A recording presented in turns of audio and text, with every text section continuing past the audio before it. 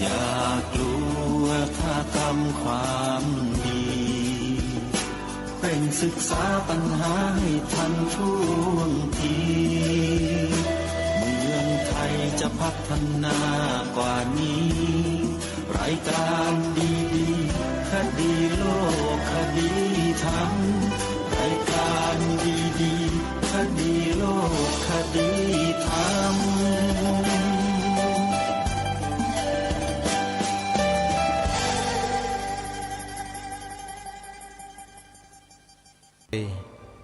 ดาวน์โหลดแอปพลิเคชันที่ชื่อว่าวิทยุพุทธศาสนาทั่วไทยเพื่อติดตามรับฟังรายการคดีโลกคดีธรรมรายการนี้ได้ทุกวันนอกจากรายการนี้แล้วท่านยังสามารถเลือกรับฟังรายการธรรมะสาระที่ดีๆจากสถานีวิทยุพระพุทธศาสนาแห่งชาติหลายๆสถานีที่รวมอยู่ในแอปพลิเคชันเดียวกันนี้39สถานีทั่วไทยท่านสามารถเลือกรับฟังได้โดยสะดวกใครก็ตามที่ดาวน์โหลดแอปพลิเคชันนี้แล้วเปิดฟังแล้วก็นำไปบอกต่อให้ญาติธรรมของเราได้ดาวน์โหลดและฟังธรรมผู้ที่บอกนั้นจะได้บุญมหาศาลอนุโมทนาบุญกับทุกท่านวันนี้รายการคดีโลกคดีธรรมขอเริ่มต้นด้วยข่าวประชาสัมพันธ์งานบุญวันวิสาขบูชาคือวันนี้ที่จังหวัดเชียงใหม่มีการสร้างอุโบสถทรงเจดีย์พุทธคยาอยู่ที่วัดหนองกายตำบลสันป่ายางอำเภอแม่แตงจังหวัดเชียงใหม่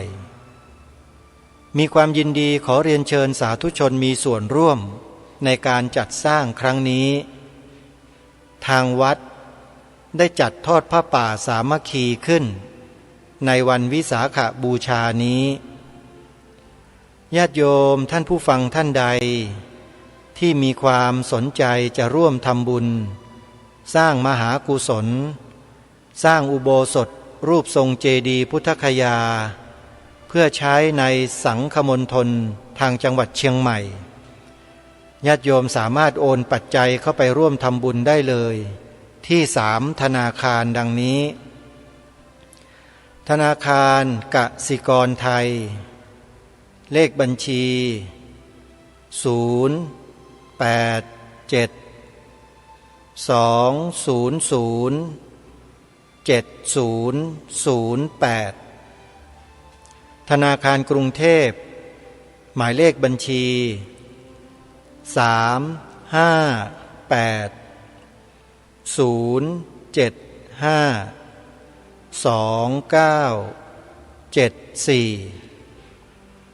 358-075-2974ธนาคารไทยพาณิชย์หมายเลขบัญชี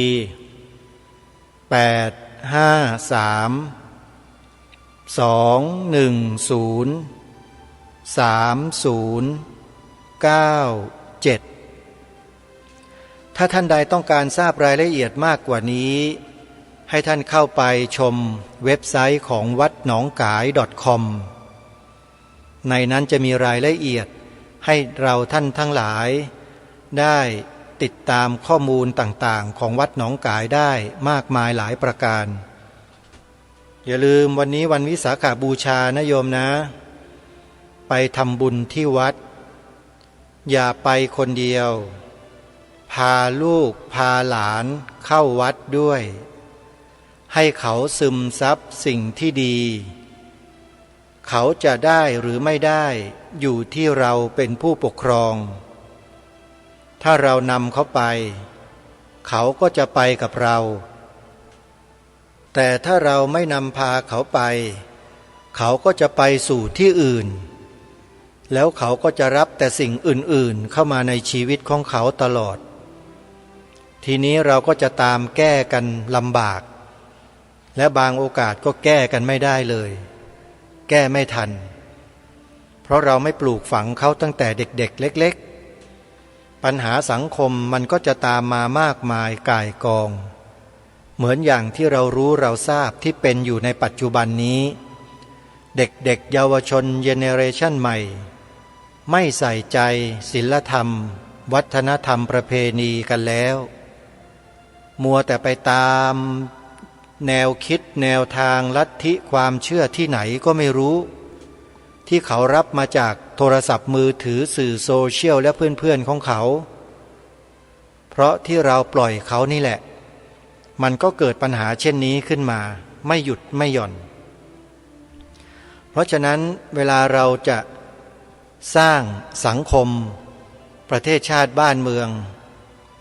เราต้องเริ่มสร้างที่คนนะโยมนะบุญกุศลเราก็ต้องทำเราก็ต้องสร้างสั่งสมบารมีของเราไปเรื่อยงานบุญของวัดต่างๆที่มีให้เราได้ทำนั่นแหละเป็นแหล่งสร้างบารมีให้แก่พวกเราอย่างดีที่สุดอันนี้ก็เป็นกิจกรรมสร้างอุโบสถวัดหนองกายมีการจัดทอดผ้าป่าร่วมสร้างอุโบสถทรงเจดีย์พุทธคยากันในวันนี้3 มิถุนายน 2566ใครจะร่วมบุญก็ติดต่อเข้าไปที่วัดหนองกายได้โดยตรงและในวันเดียวกันนี้ก็มีอีกงานหนึ่งที่จัดขึ้นแต่อยู่ที่อำเภอนาด้วงจังหวัดเลยงานนี้เป็นงานปิดทองพระพักตร์ขององค์พระพุทธปฏิมาพระประธานประจำมหาอุโบสถวัดป่าจริยธรรมตำบลนาดอกคำอำเภอนาด้วงจังหวัดเลยซึ่งจะได้ประกอบพิธีปิดทองพระพักตร์ในวันนี้วันวิสาขบูชาสาธุชนท่านใดที่จะร่วมทำบุญสร้างบารมีก็สามารถร่วมบุญกันได้โดยการโอนปัจจัยเข้าไปร่วมบุญที่ธนาคารกรุงไทยธนาคารกรุงไทยเลขบัญชี4036091วัดป่าจริยธรรมเป็นชื่อบัญชีนะโยมนะใครที่จะสอบถามรายละเอียดการทำบุญที่วัดป่าจริยธรรมโทรศัพท์ไป2 หมายเลขดังนี้083-327-5700หรือ086-450-6115อีกวัดหนึ่งที่จะประชาสัมพันธ์บอกข่าวญาติโยมได้มีส่วนร่วมทำบุญก็คือวัดอารามมงคลวัดอารามมงคลตั้งอยู่ที่ตำบลยางตลาดอำเภอยางตลาดจังหวัดกาฬสินธุ์เจ้าอาวาสคือท่านอาจารย์พระครูปริยัติโพธิธรรมท่านเป็นพระนักศึกษามหาวิทยาลัยสงฆ์มหาจุฬาลงกรณราชวิทยาลัยจบปริญญาโทด้านการศึกษาจากมหาวิทยาลัยสงฆ์แล้วท่านก็มาจัดตั้งโรงเรียนพระปริยัติธรรมโพธิธรรมวิทยาขึ้นเพื่อเปิดโอกาสให้เด็กๆเยาวชนที่ไม่มีโอกาสเรียนในภาคปกติคือภาคสามัญทั่วไปเนี่ยได้เข้ามาบรรพชาเป็นสามเณรแล้วมาเรียนสายสามัญที่วัดอารามมงคลขณะนี้ท่านพระครูปริยัติโพธิธรรมก็ยังเปิดรับสมัครนะเด็กๆเยาวชนที่จบชั้นประถมปีที่6มาแล้วเนี่ยเข้ามาบรรพชาเป็นสามเณรเพื่อมาศึกษาเล่าเรียนในชั้นสามัญกันต่อในรูปของสมณะ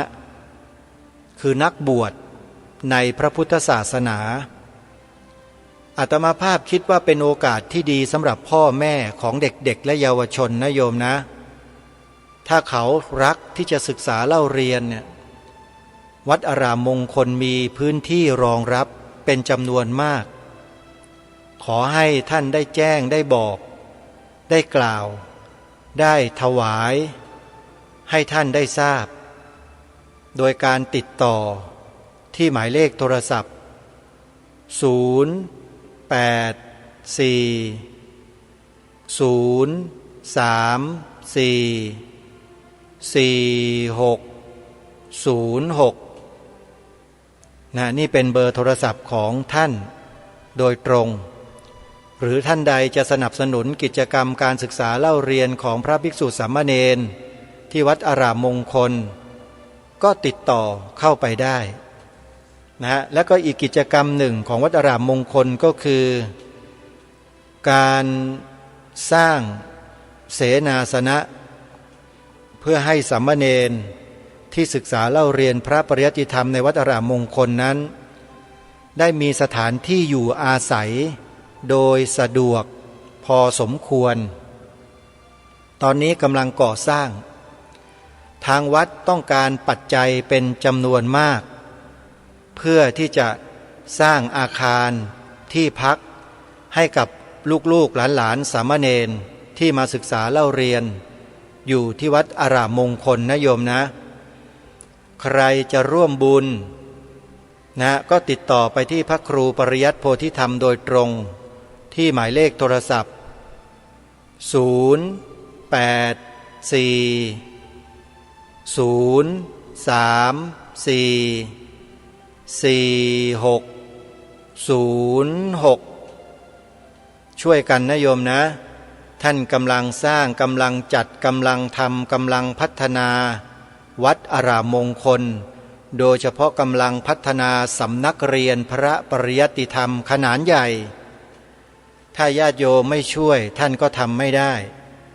ถ้าโยมช่วยสนับสนุนท่านบริจาคปัจจัยให้ท่านก็สามารถทำได้ตลอดเลยช่วยท่านนะโยมนะแล้วก็ยังมีอีกหลายๆวัดฝายหินตำบลสุเทพอำเภอเมืองเชียงใหม่ก็เหมือนกันท่านอาจารย์พระครูสมุวิสุวัตวรกิจโจเจ้าอาวาสวัดฝายหินรูปปัจจุบันท่านก็กำลังพัฒนาวัดมีการปรับปรุงเสนาสนะต่างๆให้เข้ารูปเข้ารอยก็ต้องใช้ปัจจัยใช้เงินเป็นจำนวนมากญาติโยมชาวกำเมืองล้านนานะโยมนะวัดฝายหินเป็นวัดมรดกของบรรพบุรุษบรรพชนของจังหวัดเชียงใหม่เราญาติโยมอย่าลืมไปช่วยกันสนับสนุนทำบุญกับพระครูสมุวิสุวัตเจ้าว่ารูปปัจจุบันนะท่านจะได้นำไปพัฒนาวัดส่งเสริมการศึกษาเล่าเรียนโดยเฉพาะส่งเสริมงานเผยแผ่ธรรมทางสถานีวิทยุวัดฝายหิน FM 104.50 เมกะเฮิรตซ์ท่านจะได้ทำงานตามที่ท่านมุ่งหวังได้เต็มที่เต็มสติความสามารถและกำลังของท่านนะโยมนะก็ร่วมบุญกันถ้าสะดวกก็เดินทางไปที่วัดได้เลยอีกวัดหนึ่งอยู่จังหวัด101อาตมาภาพก็ไม่ใครจะได้พูดถึงสักเท่าไหร่เพราะว่าวัดนี้จะอยู่แบบสันโดษอยู่แบบเงียบๆไม่ได้หวือหวาไม่ได้ฟู่ฟ้าอะไรทำงานเผยแผ่ธรรมปิดทองหลังพระอยู่ตลอดเลยโยมวันนี้ต้องพูดนิดหนึ่งวัดนี้เจ้าอาวาสเป็นเจ้าคณะตำบลแต่ว่าพื้นที่ของวัดนั้นอยู่ในพื้นที่ที่ห่างไกลจากความเจริญญาติโยมชาวบ้านก็มีอยู่ไม่กี่ร้อยหลังคาเรือนมีอยู่ไม่มากทางวัดก็กำลังปรับปรุงกำลังพัฒนาพื้นที่ของวัดไปโดยตลอดและโดยเฉพาะงานเผยแผ่ธรรมทางสถานีวิทยุของวัดนี้เนี่ยมีการกระจายเสียงออกไปได้รอบทิศไกลมากๆเลยโยมที่ไกลไม่ใช่เพราะอะไรหรอกเพราะว่า วัดนี้ตั้งอยู่กลางท้องนาเวลากระจายเสียงออกไปมันไม่มีต้นไม้ป่าไม้อะไรที่จะบดบังสัญญาณวิทยุกระจายเสียงสัญญาณคลื่นสัญญาณมันก็ไปได้ไกลมากโยมถ้าใครอยู่ในจังหวัด101และใกล้เคียงโยมลองเปิดสถานีวิทยุ FM 104.50 เมกะเฮิรตซ์ของวัดบ้านปลาคูนตำบลท่าหาดยาวอำเภอโพนทรายจังหวัด101ลองติดตามรับฟังดูนะโยมนะก็จะได้ยินได้ฟังรายการคดีโลกคดีธรรมรายการนี้ออกอากาศอยู่ในเวลาบ่ายโมงตรง13 นาฬิกาด้วยวัดนี้อย่างที่บอกกับทุกท่านว่าปิดทองหลังพระมาตลอดไม่เคยประกาศตัวตนไม่เคยประกาศตนเองอยู่อย่างสมถะอยู่อย่างเงียบๆกับชาวบ้านเปิดธรรมะเปิดสาระที่ดีๆให้ชาวบ้านและผู้ฟังที่ฟังรายการธรรมะของวัดบ้านปลาคูนเนี่ยได้สดับรับฟังกันทุกวันทุกวันทุกวันชาวบ้านก็ได้รับความรู้ทุกวันทุกวันทุกวันรายการคดีโลกคดีธรรมได้พึ่งใบบุญสถานีวิทยุต่างๆของครูบาอาจารย์วัดบ้านปลาคูนนี้ก็เป็นอีกหนึ่งที่นำรายการคดีโลกคดีธรรมไปออกอากาศในทุกๆปีวัดบ้านปลาคูนจะจัดทอดผ้าป่าเพื่อสมทบทุนค่าไฟฟ้า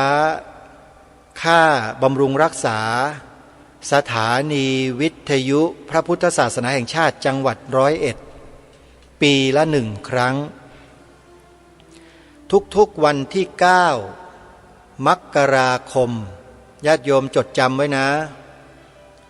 ทุกวันที่9 มกราคมของทุกปีมีการจัดงานทอดผ้าป่าสถานีวิทยุวัดบ้านปลาคูนตำบลท่าหาดยาวอำเภอโพนทรายจังหวัด101เป็นประจำทุกปีญาติโยมท่านใดที่สามารถร่วมบุญได้ก็สามารถเดินทางไปแล้วก็ไปทำบุญด้วยกันอาตมาภาพเองถ้างานวัดบ้านปลาคูนงานทอดผ้าป่าทุกปีถ้าตรงกับเสาร์อาทิตย์เนี่ยอาตมาภาพก็จะไปได้แต่ถ้าไม่ตรงก็ต้องขอเว้นไปปีต่อไปนะโยมเพราะว่าไม่ได้ไปทุกปีขึ้นอยู่กับวันที่กำหนดงานเพราะบางปีเนี่ยไปตรงกับวันที่อาตมาภาพต้องทำงานก็เลยไปไม่ได้ก็เลยแจ้งบอกกับทางท่านพระครูสมุนิติศาสตร์ยานิสโรผู้อำนวยการสถานีวิทยุพระพุทธศาสนาแห่งชาติจังหวัด101วัดบ้านปลาคูน 104.50 เมกะเฮิรตซ์ไปแล้วว่าถ้าวันธรรมดาผมต้องขออนุญาตนะไปไม่ได้แต่ก็จะโอนปัจจัยเข้ามาร่วมบุญทุกปีโยมนี่ก็เป็นอีกวัดหนึ่งที่รายการคดีโลกคดีธรรมแนะนำให้ญาติโยมได้ร่วมทำบุญกันนะโยมนะอีกวัดหนึ่งอยู่ที่อำเภอวังสะพุงจังหวัดเลยพอบอกว่าอำเภอวังสะพุงแล้วไม่มีใครไม่รู้จักเจ้าพ่อสถานีวิทยุอำเภอวังสะพุงวัดศรีอุดมวงศ์อำเภอวังสะพุงจังหวัดเลยเจ้าวาดวัดนี้ขยันทำงานไม่หยุดไม่หย่อนแม้แต่ป่วยก็ยังทำมาโยมมีพระรูปไหนทำอย่างท่านได้มั่งหายากนะเมื่อท่านยังมีชีวิตอยู่เนี่ยโยมไปทำบุญกับท่านเถอะจะทำหลังจากที่ท่านมรณภาพไปแล้วไปทำไมโยมท่านยังอยู่เนี่ยไปทำเราจะได้ถามท่านเป็นๆว่าต้องการให้ช่วยอะไรบ้างเราจะได้ปรารณากับท่านเพราะท่านมีภาระมีงานมีการอะไรจะต้องจัดต้องทำอีกเยอะพระครูดมวรานุวัตรเนี่ยในปัจจุบันท่านก็ทำสถานีวิทยุของท่านอยู่101.75 เมกะเฮิรตซ์วัดศรีอุดมวงศ์ ญาติโยมก็ไปช่วยท่านนะอย่าปล่อยให้ท่านเดียวดายท่านได้สร้างได้สรรได้ทำงานสร้างสังคมสร้างชุมชนให้ดีงามขึ้นมาได้ไม่ใช่เรื่องง่ายนะโยมแต่ก่อนนี่แถววัดศรีอุดมวงศ์ไม่ได้เป็นแบบนี้นะเกกมะเหล็กเคขะไม่มีระเบียบวินัยไร้ศีลไร้ธรรมเล่นไพ่ไฮโลกินเหล้ายาปลาปิ้งกันในวัดมาก่อนเนี่ย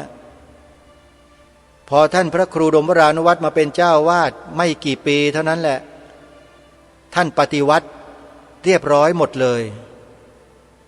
จากถือขวดเหล้าเข้าวัดก็ถือขันข้าวมาใส่บาตรในวัดมันเปลี่ยนไปเลยโยมเนี่ยพระแบบเนี้ยที่อาตมาภาพแนะนำโยมไปทำบุญกับท่านตอนมีชีวิตเป็นๆเนี่ยแหละโยมแล้วก็ไปถามท่านว่ามีอะไรจะต้องทำอีกไหมเราจะได้ทราบจากปากของท่านเองโทรศัพท์ไปถามก็ได้หมายเลขโทรศัพท์089-840-4968ทราบข้อมูลมาว่าทางวัดศรีอุดมวงศ์จะจัดงานปริวาสกรรมในเดือนกรกฎาคมนะโยมท่านจัดงานปริวาสกรรมใครสะดวกก็ร่วมด้วยช่วยกันจะไปร่วมด้วยช่วยกันในงานก็ได้ท่านพระครูยินดีนะโยมนะก็ขอฝากทุกท่านให้ช่วยกันอีกวัดหนึ่งโยมไม่พูดถึงไม่ได้เลยวัดนี้เนี่ยอาตมาภาพเอาไว้สุดท้ายเลยเพราะถือว่าวัดนี้มีคุณูปการต่ออาตมาภาพต่อรายการคดีโลกคดีธรรมเสมอมาไม่เคยขาดและวัดนี้เองเนี่ยเจ้าอาวาสวัดเสียสละสุดอาตมาภาพไม่เคยเห็นพระระดับนี้นะเจ้าอาวาสเป็นเจ้าคณะตำบลด้วยนะจะกล้าเสียสละตนเองถึงขนาดนี้เพื่อปกป้องพระพุทธศาสนาสถาบันพระมหากษัตริย์ประเทศชาติบ้านเมืองเหมือนอย่างท่านไม่ค่อยจะพูดพูดไม่มากเหมือนอาตมานี่หรอกอาตมาเนี่ยพูดมากก็มันเกิดมาพูดนี่ใช่ไหมมาถึงเวลามีไมค์อยู่ข้างหน้าไม่พูดได้ยังไงปล่อยให้เสียงเงียบๆไม่ได้นี่โยมก็ต้องพูดใช่ไหมให้เวลาชั่วโมงก็พูดชั่วโมงให้เวลา2 ชั่วโมงก็พูด2 ชั่วโมงนั่นแหละวันนี้ก็เลยต้องพูดถึงท่านวัดนี้อยู่ที่อำเภอสามชุกจังหวัดสุพรรณบุรีคงเดากันออกนะว่าคือวัดอะไรวัดสามชุกเจ้าอาวาสวัดนี้นะโยมนะอายุ70กว่าแล้วเมื่อก่อนก็อายุ20เหมือนอาตมานี่แหละอายุ30-40เหมือนกันกับอาตมานี่แหละเป็นหนุ่มแข็งแรงมีจิตใจที่มุ่งมั่นทำงานเพื่อพระศาสนาโดยไม่คิดมูลค่าใดๆคือไม่รับที่จะความช่วยเหลือจากใครเป็นการส่วนตัวคือทำงานอย่างเดียวไม่ได้เกี่ยวกับใครบางทีก็ต้องลาออกจากเจ้าคณะตำบลนะมาทำงานนะเจ้าว่ารูปนี้โยมเคยลาออกนะพอแต่งตั้งใหม่จะลาอีกเขาไม่ให้ลาแล้วทีนี้ไม่มีพระรูปไหนมาทำหน้าที่ได้ท่านก็เลยต้องรับตำแหน่งไว้ก็ต้องทำไปจนกระทั่งอายุ80นั่นแหละถึงเกษียณโยมพระสงฆ์เรานี่ทำงานเกษียณอายุ80นะโยมไม่ใช่60เหมือนฆราวาสนะอายุ70กว่านี่ยังปลอยังแข็งแรงกันอยู่เลยเหมือนกับเจ้าวาดวัดเนี้ยหลวงพ่อพระครูสุวรรณวิจิตรเนี่ยขยันจริงๆแล้วก็น่าเห็นใจท่านทำงานมาถูกใครต่อใครมันหลอกบ้างอะไรบ้าง ท่านก็มาเล่าให้ฟังท่านก็ไม่ได้โกรธไม่ได้แค้นไม่ได้เคืองอะไรเพราะท่านเป็นพระวิปัสสนาจารย์โยมเป็นครูบาอาจารย์สอนวิปัสสนากรรมฐานด้วยแล้วท่านเรียนจบด็อกเตอร์นะเนี่ยเป็นปริญญาเอกนะหลวงพ่อเนี่ยจบอภิธรรมบัณฑิตด้วยนะปรริญญาธรรมน่าจะ5 ประโยคถ้าจำไม่ผิดนะหลวงพ่อท่านพระครูสุวรรณวิจิตรรูปนี้โยมถือว่าเป็นพระเป็นเนื้อนาบุญของญาติโยมจริงๆอีกรูปหนึ่งอาตมาภาพกล้าการันตีได้เลยเวลาท่านมีงานอะไรให้อาตมาภาพช่วยเนี่ยไม่เคยปฏิเสธท่านเลยประชาสัมพันธ์งานการต่างๆอะไรต่างๆเนี่ยยินดีเพราะว่าถือว่าช่วยท่านแล้วได้บุญนะโยมได้บุญนะอาตมานี่ได้บุญเลยแหละครูบาอาจารย์รูปอื่นๆก็เหมือนกันอาตมาภาพทำให้ท่านเนี่ยได้บุญนะโยมประชาสัมพันธ์ท่านเนี่ยใช้เสียงตัวเองนี่แหละไอ้ที่พูดมากๆนี่แหละโยมนะอย่างน้อยก็ทำให้ญาติโยมได้รู้ข่าวได้รู้ว่าท่านทำอะไรกันอยู่แล้วท่านกำลังทำอะไรญาติโยมก็จะได้ถวายปัจจัยเป็นกำลังให้ท่านวัดสามชุกนี่ก็เหมือนกันโยมถ้าญาติโยมไม่ช่วยท่านเนี่ยท่านก็ทำงานไม่ได้ตอนนี้ท่านกำลังสร้างศาลาปฏิบัติธรรมหลังใหญ่หลังใหม่สวยงามเลยโยมเป็นฝีมือของพระออกแบบกันทั้งหลังเลยโยมไม้ส่งไม้สักทองที่มีที่เอามาทำนั่นก็ของพระทั้งนั้นเอามาบริจาคประหยัดเงินญาติโยมต้องเยอะแต่ไอ้ส่วนอื่นๆที่มันบริจาคไม่มีบริจาคไม่ได้ต้องซื้อมันก็มีเยอะเหมือนกันโยมแล้วศาลานี่ก็ใกล้แล้วแต่ยังไม่เสร็จรอศรัทธาสาธุชนร่วมบุญนะทอดผ้าป่าถวายให้ท่านสร้างศาลาให้เสร็จเมื่อเสร็จแล้วทีนี้แหละ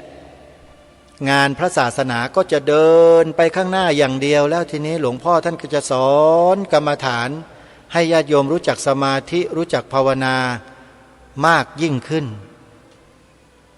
รายการคดีโลกคดีธรรมก็ได้รับใบบุญจากท่านนี่แหละให้ออกอากาศที่วัดสามชุกมาตั้งแต่วันแรกจนถึงวันนี้โยมยังไม่เคยหายไปจากหน้าปัดหน้าจอวิทยุของท่านเลยแล้วท่านก็เมตตามากให้ออก2 เวลานู่นแน่มีอยู่3 วัดมีอยู่3 สถานีนะที่ออกรายการคดีโลกคดีธรรม2 เวลาเนี่ย1วัดสามชุก9 โมงเช้ากับ2 ทุ่ม2วัดฝายหิน11 นาฬิกาตอนเพลกับเวลากลางคืน4 ทุ่ม5 ทุ่มตี 1อย่างเงี้ยแล้วแต่พระครูสมุวิศวัตรท่านเจ้าวาดท่านจะนำไปใส่ในเวลาไหนแต่ส่วนมากก็จะได้ยินตอนตี 1นะออก2 ช่วงแล้วก็ที่วัดหนองกายนี่ก็9 โมงช่วงเช้าแล้วก็ไปตอนดึกประมาณสัก5 ทุ่มหรือ4 ทุ่มหรือยังไงนี่แหละนะท่านก็นำออก2 รอบเพราะฉะนั้นญาติโยมวัดสามชุกอำเภอสามชุกจังหวัดสุพรรณบุรีกำลังสร้างศาลาปฏิบัติธรรมใกล้จะแล้วเสร็จแต่ก็ยังไม่เสร็จเชิญญาติโยมโทรศัพท์ไปสอบถามหลวงพ่อนะจดเบอร์ท่านไว้089-000-8462-03 ตัวใช่แล้วโยมติดกันเลย089-000-8462หลวงพ่อพระครูสุวรรณวิจิตรนะโยมนะทำบุญกับท่านส่วนอาตมาภาพเองไม่ได้สร้างโบสถ์ไม่ได้สร้างศาลาไม่ได้สร้างถาวรวัตถุพระประธานอะไรต่างๆไม่ได้สร้างโยมสร้างป่าแล้วต้องใช้เงินด้วยเหรอท่านใช้สิโยม ค่าเดินทางค่าน้ำมันรถค่าฉันค่าอะไรต่อไม่อะไรจิปาถะอาตมาภาพก็ต้องไปดูแลสถานที่พื้นที่ไปปรับปรุงไปพัฒนาให้มันสัญจรเดินไปเดินมาใช้รถใช้ราได้สะดวกล่าสุดนี่ก็ทำถนนญาติโยมก็ช่วยกันมาทำจนเสร็จถามว่าพึงพอใจไหมพอฝนตกลงมาแล้วมันก็ได้แค่นั้นนะโยมโรยหินคลุกแล้วก็โรยหินเกล็ดเพื่อโรยหน้าให้ดูมันราบเรียบมีความสะอาดสะอ้านไม่เลอะเทอะแต่พอฝนตกมามันก็มีรอยด่างรอยอะไรกันบ้างเพราะเราไม่ได้ลาดยางไม่ได้เทคอนกรีตก็สัญจรไปมาได้หน้าฝนก็ไม่เละเทะแล้วตอนนี้แล้วก็สร้างห้องเก็บของแล้วก็ใช้เป็นห้องอเนกประสงค์เป็นที่พักของอุบาสกเมื่อเวลาไปสวนป่าขับรถขับราไปให้ก็ไปพักที่นั่นแล้วก็ปรับพื้นที่ห้องสูบน้ำโซลาร์เซลล์นำดินมาถมปรับดินแล้วก็ตัดคอนกรีตตัดประตูออกยกประตูขึ้นโยมว่าใช้ตังค์ไหมเนี่ยคนงานใครก็จะมาทำให้เราฟรีๆล่ะโยมมันก็ต้องใช้จ่ายทั้งนั้นเลยแล้วก็ยังไม่เสร็จนะโยมเนี่ยยังหาช่างมาทำไม่ได้แล้วก็ต้องจ้างรถไถมาไถเง่าอ้อยออกไปจากพื้นที่ที่อาตมาภาพจะกำลังปลูกป่าอีก1 แปลงนะจะปลูกป่าในปีต่อไปปีนี้ไม่ทันหรอกโยมเพราะว่ายังกำจัดอ้อยไม่หมดเจ้าของเดิมเขาให้คนมาเช่าปลูกอ้อยพอเราได้ที่มาอ้อยมันก็ยังตกค้างแล้วใช้รถมาไถเนี่ยเขาไถให้เราฟรีหรือโยมไม่มีอะฮะจ้างขุดสระน้ำก็ขุดไปแล้วยังไม่มีตังค์จ่ายเขาเลยเนี่ยโยมพูดกันออกอากาศแบบนี้แหละครูบาอาจารย์ต้องกราบขอขมาด้วยนะครับญาติโยมขอขมาญาติโยมด้วยนะเพราะถ้าไม่พูดไม่บอกโยมก็ไม่ทราบใช่ไหมล่ะโยมก็คิดว่าคดีโลกคดีธรรมเนี่ยคงไม่มีอะไรที่จะต้องช่วยมั้งเห็นเงียบๆช่วยสิโยมไม่ช่วยก็อาตมาก็ไม่ได้ทำอะไรสิฮะนะโยมนะอาตมากำลังพัฒนาพื้นที่อยู่ก็ต้องใช้ปัจจัยพอสมควรเลยแหละถ้าหากว่าญาติโยมท่านใดจะทำบุญกับสวนป่าสามัคคีธรรมรายการคดีโลกคดีธรรมก็ยินดีอย่างยิ่งโยมยินดีมากเลยอาตมาภาพไม่ค่อยจะบอกบุญเท่าไหร่หรอกบอกไปบ่อยๆเดี๋ยวโยมก็เบื่อเพราะฉะนั้นนานๆจะบอกสักทีหนึ่งนะโยมนะเมื่อบอกแล้วญาติโยมก็ร่วมด้วยช่วยกันนะช่วยกันช่วยให้อาตมาภาพได้ทำหน้าที่อาตมาจะบอกเบอร์บัญชีไว้นะโยมนะใครจะทำบุญกับอาตมาภาพเพื่อไปพัฒนาสวนป่าสามัคคีธรรมนะโยมโอนปัจจัยเข้ามาที่ธนาคารไทยพาณิชย์ธนาคารไทยพาณิชย์สาขาบางลำพูหมายเลขบัญชี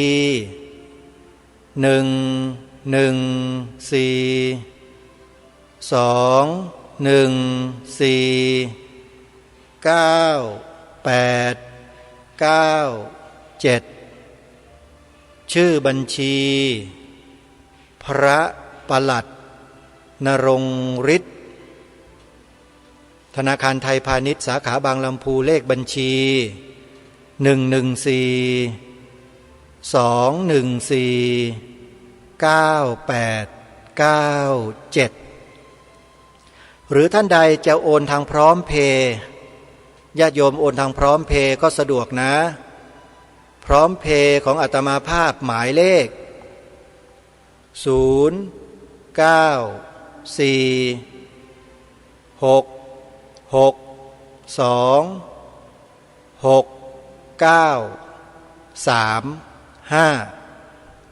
0946626935 นะเบอร์พร้อมเพย์นะเป็นเบอร์โทรศัพท์หาอาตมาที่เบอร์นี้ก็ได้แล้วก็เป็นเบอร์พร้อมเพย์ไปในตัวด้วย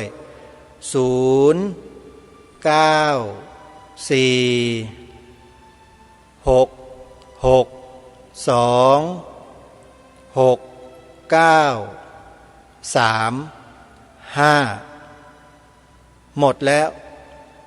บอกบุญญาติโยมให้ทำบุญกับวัดครูบาอาจารย์ของเราวัดหนองกายวัดป่าจริยธรรมวัดฝายหินวัดศรีอุดมวงศ์วัดอารามมงคลวัดบ้านปลาคูนวัดสามชุกแล้วก็สวนป่าสามัคคีธรรมบอกบุญอย่างเดียวก็จะหมดเวลาแล้วเห็นไหมโยมเนี่ยอาตมาถึงไม่อยากจะบอกไม่อยากจะพูดเรื่องนี้ไงมันเสียเวลาแต่ไม่บอกไม่พูดมันไม่ได้อะหาโอกาสจังหวะเหมาะก็บอกก็พูดกันนะก็อย่าคิดว่าอาตมาภาพมาเรียรัยนะโยมไม่ได้เรียรัยถ้าเรียรัยนี่ก็คือเรียมันทุกวันไรมันทุกวันแต่อาตมาไม่ได้เรียรัยเขาเรียกว่าบอกบุญนานๆจะบอกสักทีหนึ่งใครจะทำบุญวัดไหนสถานีวิทยุใดโยมก็จดรายละเอียดตามที่บอกแล้วก็โทรเข้าไปสอบถามเพิ่มเติมได้สำหรับสวนป่าสามัคคีธรรมของอาตมาภาพนี่ก็ถามที่อาตมาโดยตรงคนเดียวนะถามอาตมาได้เลยว่าจะทำอะไรอย่างไรต้องใช้งบประมาณเท่าไหร่อาตมาจะบอกได้แล้วพระอาจารย์เป็นหนี้ไม่ได้จ่ายค่าขุดสระน้ำเนี่ยมันเท่าไหร่อาตมาก็จะบอกได้นะไม่เคยเป็นหนี้ชีวิตก็เป็นจนได้โยมเอ้ยมันเป็นอย่างนี้แหละพระเราเนี่ยนะเครดิตมันดีเขาว่างั้นพระโถเอ้ยไปเชื่อคำหลอกลวงของไอ้พวกนายทุนต่างชาติมันสร้างระบบพวกนี้เข้ามาครอบงำพวกเรากันทั้งโลกอาตมาเนี่ยไม่ได้ยินดีกับสิ่งเหล่านี้หรอกนะจะบอกให้ในฐานะที่ฟังธรรมจากหลวงพ่อพุทธทาสฟังการบรรยายให้ความรู้จากอาจารย์โจรจันไดพวกนี้อาจารย์ยักษ์นะอาจารย์ปรีชานะท่านเหล่านี้พูดความจริงทั้งนั้นแหละแต่คนเรามันฟังไม่ได้เพราะเรามันหลงความปลอมกันอยู่อาตมาเองนี่พูดอะไรก็พูดตรงๆแบบนี้นะโยมนะเพราะคนเรานั้นถ้าจะต้องการหลุดจากวงจรอุบาทเหล่านี้เนี่ยมันต้องซัดกันแบบตรงๆแบบนี้มันถึงจะหลุดโยมไปเอาสำลีไปถูมันจะหลุดไหมนะถูกมัดปมเงื่อนมันไม่รู้กี่ปมมันต้องเอาขวานสับอย่างเดียวแล้วมันถึงจะหลุดจริงไม่จริงอ่ะสับความรู้สึกไม่ได้สับหัวสับคอไม่ใช่ขวานจริงๆหรอกนี่แหละไอ้ขวานผ่าซากเนี่ยปากนี่แหละโยมมันโดนจริงๆเลยนะบางคนนี่หลุดเลยนะทั้งยวงเลยยอมรับเลยฮะมันเป็นไปได้นะจะบอกให้เพราะมันเป็นการแก้ปมแก้เงื่อนเขาเรียกว่าทิฏฐิบางอย่างมันยังแก้ได้อยู่นะไอ้ทิฏฐิประเภทนี้มันแก้ได้มันไม่ใช่มิจฉาทิฏฐิแต่มันเป็นทิฏฐิที่เป็นวัตถุนิยมคือนิยมวัตถุนิยมความเจริญเทคโนโลยีสมัยใหม่หัวก้าวหน้าหัววิทยาศาสตร์นะไม่สนใจไอ้สิ่งที่มันเป็นความจริงแท้ไม่รู้จักเรื่องจิตเรื่องเจตสิกเรื่องรูปมันรู้เรื่องรู้ราวกันที่ไหนละมนุษย์สมัยนี้ไม่รู้เรื่องหรอกมันไปดูแต่สื่อโซเชียลไอ้ของไร้สาระอยู่นั่นน่ะเล่นเกมบ้าๆบอๆปลูกฝังความโหดเหี้ยมทารุณอยู่ในจิตในใจมันทุกวันนี้ผู้ปกครองพ่อแม่พี่ป้าน้าอาปล่อยให้ลูกหลานท่านเล่นมือถือน่ะท่านรู้ไหมว่ากำลังส่งลูกหลานท่านลงนรกกันอยู่ตลอดเลยนะนี่พูดตรงๆเลยนะโยมนะไม่ต้องอ้อมกันหรอก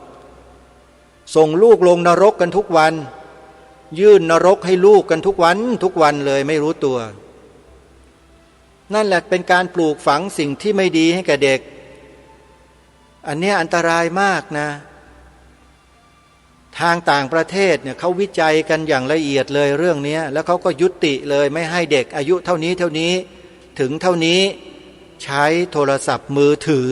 เขามีกฎหมายออกมาแล้วนะเพราะมันมีผลร้ายต่อประเทศแต่หันมาดูเมืองไทยเป็นไงพอลูกร้องหน่อยนะยื่นโทรศัพท์ให้เงียบสบายแล้วแม่เล่นไพ่ต่อขออภัยนะนี่เฉพาะว่าคนที่เล่นไพ่นะคนไม่เล่นไพ่ก็ทำเหมือนกันนั่นแหละมันเป็นอย่างเงี้ยประเทศไทยเราอะแล้วจะให้อาตมาไม่พูดได้ยังไงมันก็ต้องพูดใช่ไหม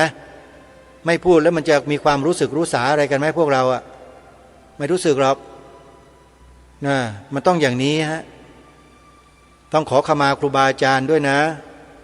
ขอขมาญาติโยมทุกท่านด้วยอาตมาไม่ได้เจตนาที่จะทำร้ายใครแต่มีเจตนาจะทำร้ายความชั่วความเลวที่มันอยู่ในจิตใจของคนน่ะแต่คนไม่รู้จักมันคิดว่าไอ้ความชั่วความเลวนั่นเป็นตัวตนของมันนะมันก็หาว่าเราไปด่ามันอยู่นั่นน่ะทั้งที่มันไม่รู้จักตัวเองไม่รู้จักว่าไอ้ความยึดมั่นถือมั่นไอ้ความหลงผิดเนี่ยมันคืออะไรไม่รู้จักกันเลยเพราะไม่ได้ฟังไม่ได้ศึกษาไม่ได้เรียนรู้กันไงนี่แหละความบกพร่องอันใหญ่หลวงของผู้บริหารการศึกษาประเทศไทยของเราอะโทษไปที่นั่นแหละตัวการใหญ่ที่ทำการศึกษาของประเทศไทยเราเปลี่ยนแปลงไปจากเดิมที่มันดีอยู่แล้วอะสอนให้เด็กๆเยาวชนมีสัมมาคารวะรู้จักความกตัญญูกตเวทีรักชาติศาสนาพระมหากษัตริย์หลักสูตรเก่าเขาสอนแบบนี้พอมันเปลี่ยนแปลงหลักสูตรแล้วมันเป็นยังไงอะเต็มไปหมดเลยเห็นไหมลูกหลานเยาวชนทุกวันเป็นไงนะหาใครรับผิดชอบล่ะพ่อแม่ก็ทำมาหากินไม่ได้มีหน้าที่ที่จะต้องมาสอนตำรับตำราศึกษาเรียนรู้วิชาการต่างๆมันเป็นหน้าที่ของกระบวนการจัดการศึกษาของประเทศที่คุณจะใส่อะไรให้เด็กให้เยาวชนนู่นจริงไม่จริงแล้วทำอะไรกันนะเนี่ยมันก็ต้องพูดแบบนี้แหละโยมคนพวกนี้มันแข็งกระด้างจะตายไปมันไม่มีความอ่อนโยนหรอกในจิตใจมันก็ไม่มีอ่อนหรอกพวกนี้ถ้ามันอ่อนโยนมันฟังอย่างนี้แล้วมันต้องเคารพต้องเชื่อฟังแล้วก็ต้องปฏิบัติให้ถูกต้องตามหลักเหตุและผลอาตมาไม่ได้พูดเอาอารมณ์มาพูดนะโยมเอาความจริงมาพูดลูกหลานเยาวชนเราทุกวันถูกปลูกฝังด้วยหลักสูตรอะไรล่ะมีอะไรใส่เข้ามาทุกวันนี้จะตำรับตำราเรียนน่ะพ่อแม่เคยตรวจสอบบ้างไหมรายการคดีโลกคดีธรรมเคยชวนพ่อแม่ผู้ปกครองเด็กให้สอบถามเด็กที่กลับมาจากโรงเรียนรู้จักพระมหากษัตริย์ตัวเองหรือเปล่ามีพระนามว่าอย่างไรบ้างเด็กๆมันตอบกันได้ไหมล่ะรัชกาลที่หนึ่งพระนามว่าอะไรรัชกาลที่สอง3 4 5 6 7 8 9 10มีพระนามว่าอะไรเด็กตอบได้ไหมถามเรื่องสัญลักษณ์ของประเทศคือธงชาติเด็กๆตอบยังไงถามเขาสีขาวในธงชาติไทยโรงเรียนเขาสอนว่ายังไงลองถามดูสิแล้วท่านจะรู้ว่าโรงเรียนมันให้อะไรเด็กนี่แหละคือรายการคดีโลกคดีธรรมเราไม่มีการรอมชอมในเรื่องเหล่านี้เพราะประเทศนี้เป็นเอกราชเรามีสิทธิของเราเนี่ยเต็มที่เลยในการที่จะปกปักรักษาความเป็นชาติของเราจริงไม่จริงไอ้พวกต่างชาติทั้งหลายที่มาอาศัยอยู่ในเมืองไทยแล้วมึงไม่เห็นด้วยเนี่ยแล้วมาต่อต้านในสิ่งที่รายการคดีโลกคดีธรรมพูดอยู่ระวังให้ดีนะเดี๋ยวจะหาว่าไม่เตือนนะพวกต่างชาติเนี่ยอาตมาขออภัยนะญาติโยมที่ต้องพูดจาแบบนี้การจะปกปักรักษาประเทศชาติบ้านเมืองจารีตประเพณีวัฒนธรรมดีงามของสังคมเรารักษาเอกราชของเราได้เนี่ยไม่ใช่มานั่งหัวหดกันอยู่มันจะได้ประโยชน์อะไรล่ะอันนี้ขอฝากนะทุกฝ่ายทุกท่านด้วยทำรายการแล้วพูดออกอากาศแล้วมันต้องให้ได้ประโยชน์ส่วนรวมร่วมกันนะไม่ใช่เห็นแก่ตัวกันอยู่อย่างเดียวอันนี้ต้องขอฝากทุกฝ่ายด้วยช่วยกันแล้วเดี๋ยววันพรุ่งนี้จะมาอธิบายมาสรุปเทปคลิปเสียงที่ได้เปิดออกอากาศไปหลายๆวันที่ผ่านมาของพระอาจารย์มหาจัลลาตันบุรีจะได้มาสรุปกันแบบง่ายๆเข้าใจกันง่ายๆ แล้วก็จะตั้งคำถามให้พวกเราได้รู้จักคิดหาคำตอบกันดูซิว่าจะหาคำตอบกันได้หรือไม่วันนี้เวลาของรายการหมดท่านผู้ฟังต้องขอสมมติยุติรายการไว้เพียงเท่านี้พบกับรายการได้ใหม่ในวันพรุ่งนี้ขอความสุขความสวัสดีในธรรมแห่งองค์สมเด็จพระบรมศาสดาสัมมาสัมพุทธเจ้าจงปรากฏเกิดมีขึ้นในจิตใจของท่านผู้ฟังทุกท่านทุกคนเทินขอเจริญพร